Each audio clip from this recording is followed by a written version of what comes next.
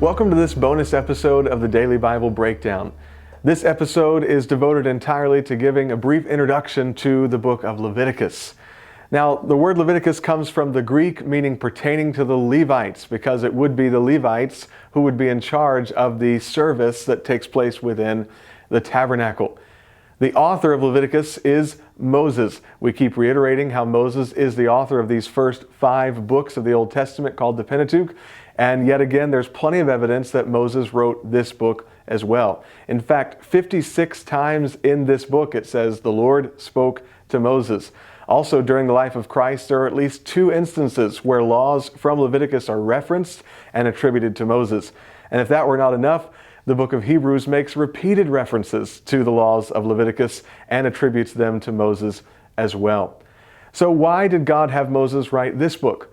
Well, Leviticus records for us the details of the priesthood and the sacrificial system, and also explains how Israel could enjoy fellowship with a holy God.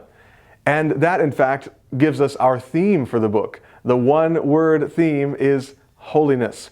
And seeing all the events of this book against the backdrop of God's holiness really helps us to understand what's happening. God is emphasizing that He is a holy God, and He demands holiness from His people.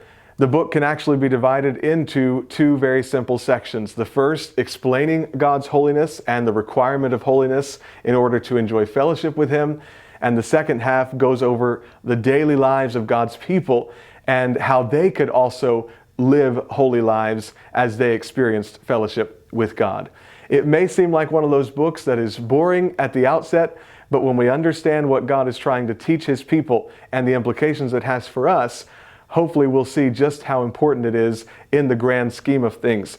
I'm looking forward to jumping into this book in the episodes to come, and we'll see you in the next episode.